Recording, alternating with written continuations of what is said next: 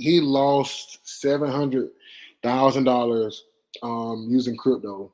I know everybody's gonna say, yeah, he should have took his money off his exchange. We already know the story. But in this case, the guy did take his money off the exchange. He put it into a wallet. But he's now he put it into what's known as apparently a hot wallet and not a cold wallet. So this is just me. I'm not into crypto as much as Marcus is, but for me, it can be complex. It's not confusing, but it can be complex because first I was told that the markets were cool. You're good keeping stuff on the exchanges. Then we were told, take it off the exchange. And then we were told, so if you're good, you got it off the exchange, you remember your keys, you're all set. Now we're being told if you take it off the exchange and you leave it on a hot wallet, you can still have somebody take your keys based off it being hacked.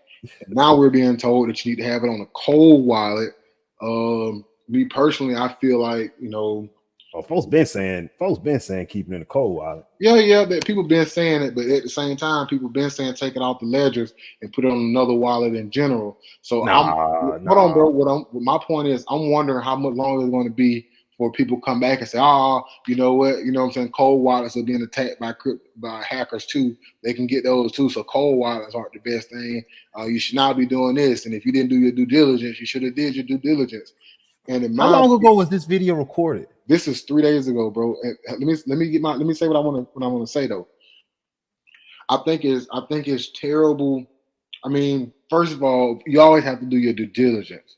But for me, and this is the biggest reason why I'm not into crypto the way I'm in the other things, because it's not that a lot of people aren't doing their due diligence.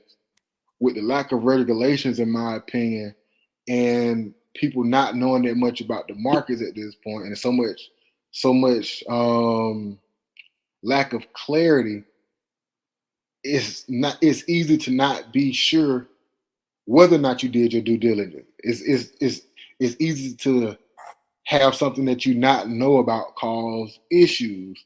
And in this case, with it not being necessarily, with it not being necessarily centralized, there's not really anyone to hold accountable. So whereas you could go to a bank or something if something doesn't go right with your money, if it doesn't go right on the crypto exchanges, there's really a lot less that you can do. Yeah. Not to say that crypto is bad, not to say anything like that.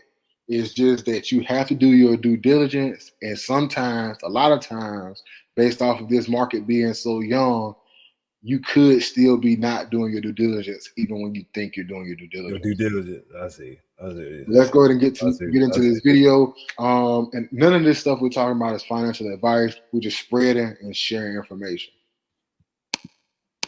I had $700,000 stolen from me, absolutely gone in a second. I lost everything that I had been working for the past 7 or 8 months. Now, I was debating whether or not to even make this video, but I think it's very important to highlight a few things that happened to me so that you guys out there don't share the same fate as I did. So basically, for the past 7 or 8 months, everything that I've been making through trading and through business that I've been putting into my crypto portfolio, I've been keeping in a hot wallet, an Exodus wallet. Now, if you're keeping your assets in an exchange, it's very vulnerable if the exchange gets hacked. But if you're keeping your assets in a software wallet, like Exodus or any other wallet that runs on your computer or smartphone, you have to understand that if your device gets compromised, then you can be hacked and your private keys can be found out, your passwords can be found out, and your wallet. And I want to say this, bro, and this is what I mean by I wouldn't be surprised if they come back later and start saying the same thing about cold wallets. Yeah. Hot wallets are attached to your phone or some electronic device. Cold wallets are not. But at some point, if you ever plan to transfer those funds from that cold wallet, you're probably going to have to interact with some hot wallet or some exchange. And at that point, you're reaching that point where you have to worry about certain issues in the systems that there's, as of right now, almost no way to catch.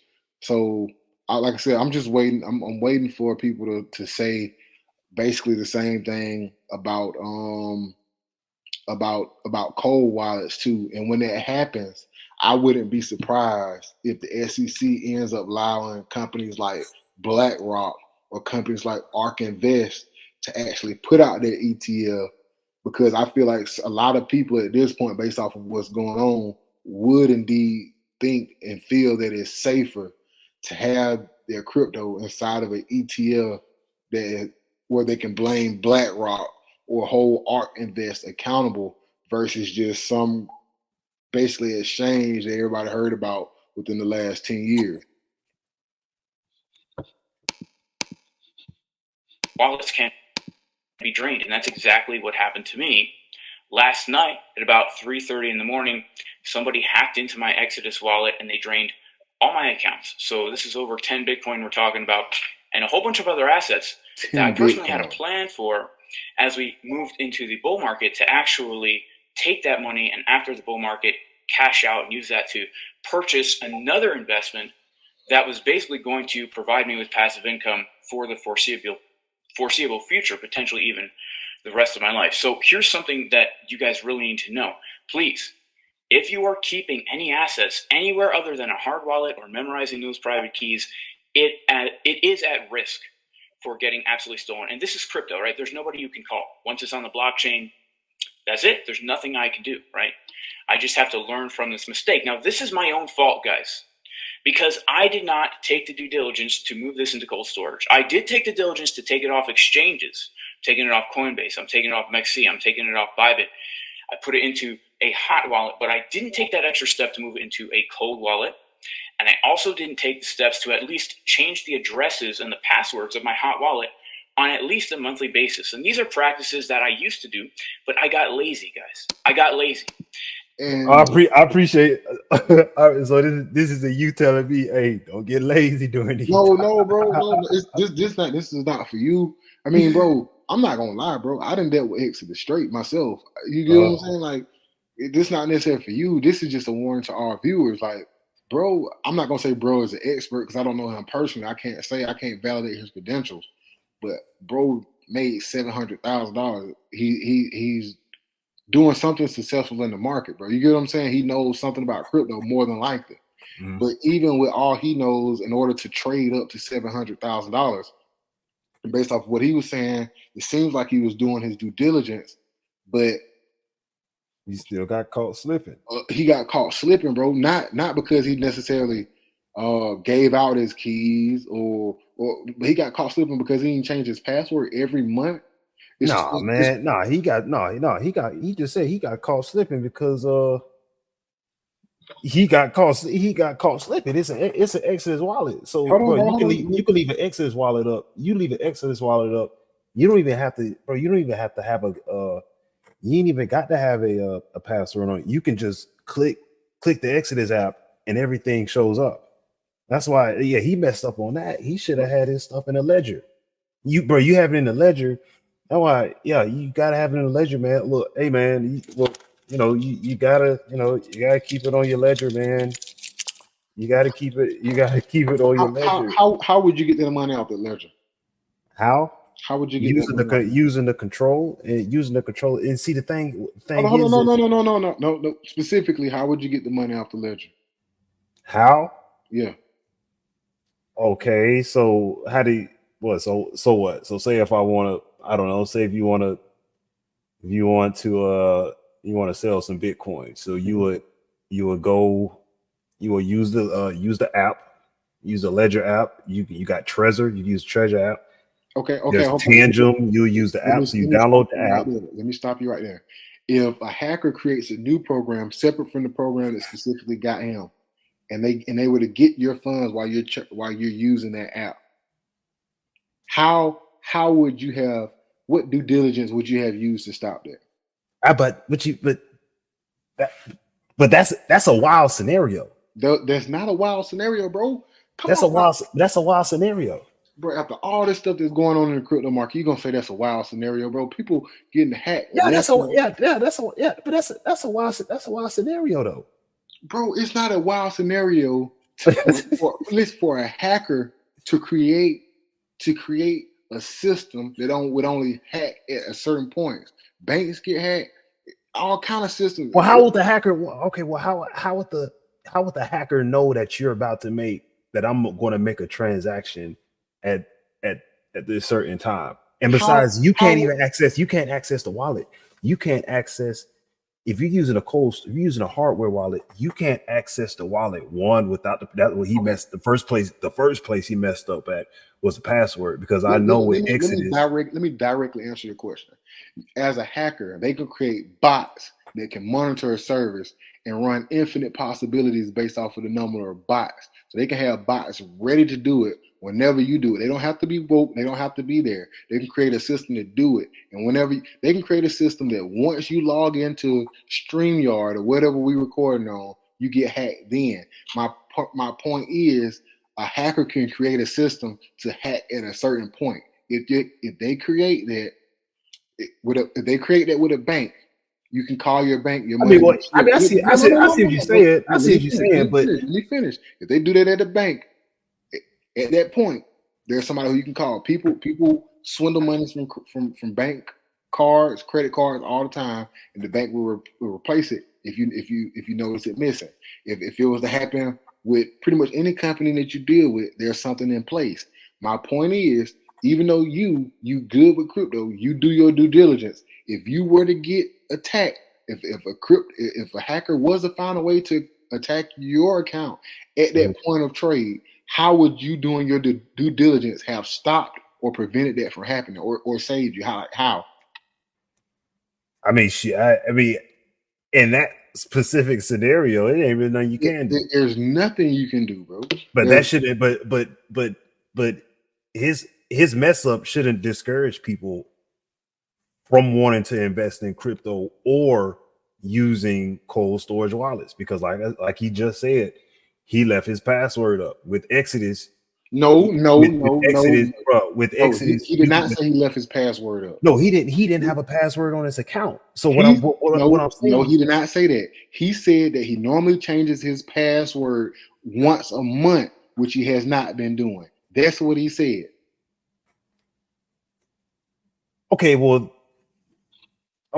So that's still with the software wallet though. He's still using the software wallet. I keep everything on my ledger. So in order for if somebody wanted to take crypto from a wallet, that's cold storage or a software hardware wallet. First off, you need the device. The password, you set a password for the device just to cut it on. And then you also have an app, or there are hardware wallets that work specifically on a computer. Or it's different kinds. You got card. You understand crypto. You understand crypto, but based off of what you're saying, I'm almost certain that there's parts of computer programming and hacking that you don't understand. Yeah. And all I'm saying is, the stuff that you don't understand, no matter how much due diligence you do when it comes to understanding crypto, there's no way for you to fully do your due diligence when it comes to hackers of crypto, because there is no way. And all I'm saying, if something was to happen, which there is a possibility of, if you're ever moving your stuff off of your wallet, which at some point you will have to do. All I'm saying is, there is some point where you are vulnerable, and if you are attacked at that vulnerable time, there is nobody who can help you. Yeah, that's all I'm saying, bro. That's all I'm saying. Yeah, but that still shouldn't. But I mean, bro, that shouldn't, bro. At any point in time within the last year, could you have lost money the same way this dude has?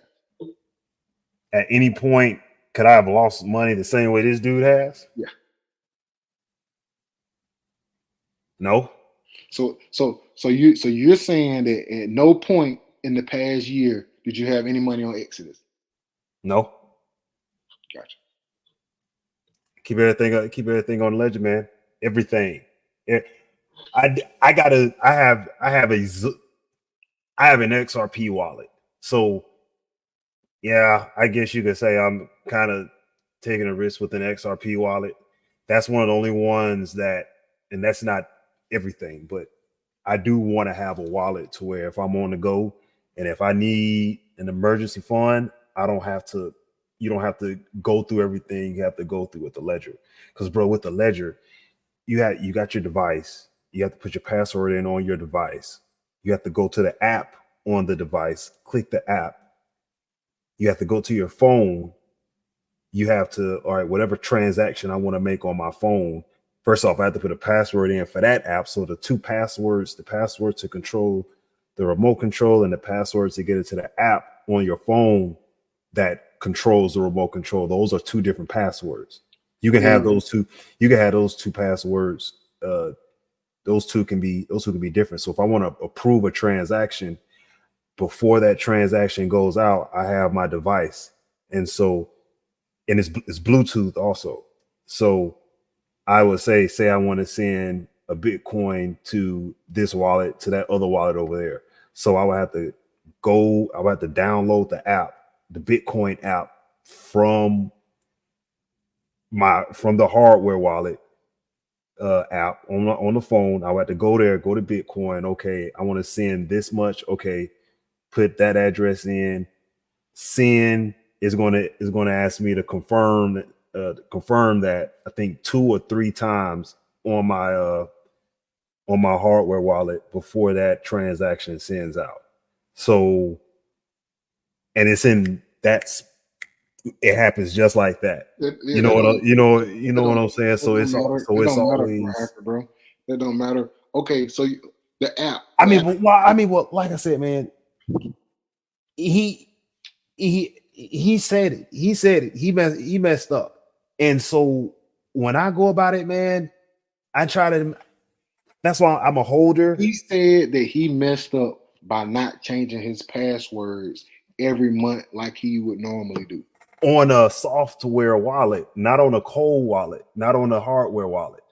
Now, if you're using a hardware wallet, you probably don't have to do that because it's more layers of security than just having it on Exodus.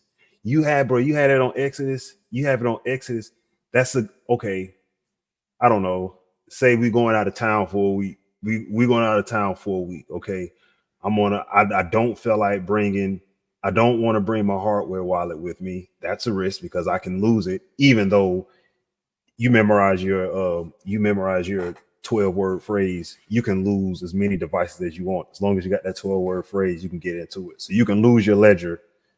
You can lose your ledger as long as you know them 12 words. You can just buy another ledger, put them 12 words in, and then you back on it. So, but if, like I said, but it's just, there's different security walls, especially when using a hardware wallet. Buddy wasn't using a hardware wallet. You know what I'm saying? So that's I feel like him not using a ledger or anything like that, he taking 75% off 75 of 100, I would say, of that security by default, just off the rip. 75% of your security is gone. He definitely went more risky by not having a cold wallet. He was definitely more vulnerable. All I'm saying is a cold wallet doesn't not 100% take the vulnerability away. It's 1,000 times better than a hot wallet. Yeah, you can give a phishing attack. Yeah, you say if you was to get a phishing attack, but that's still on the person though. All I'm saying is a phishing attack is normal. You said it's normal? Yes, it's normal. It happens every phishing. If you look in your city, it's been 100 phishing attacks today on somebody's probably bank account or something. So technically, that's normal. All I'm saying is when it happens with this, but that's not. But bro, that's not that. It's not common though. That's not common. What he's talking about, that shit's not common though. As long as I've been in crypto, bro, that hasn't been common. Mark Cuban's MetaMask just got hacked. This does lead. Well, say what? Mark Cuban. Come on, bro. Shit coming. Because Mark Cuban, Mark Cuban wasn't using a hardware wallet. Vitalik, I don't even think Vitalik be using the hardware wallet. So the fact that they want to use a hardware wallet is almost like I disqualify that shit. You know what I'm saying? Like, bro, if I make a jug or something like that, all of a sudden I come up on some shit. I'm going straight to the hardware wallet, bro. Straight to it.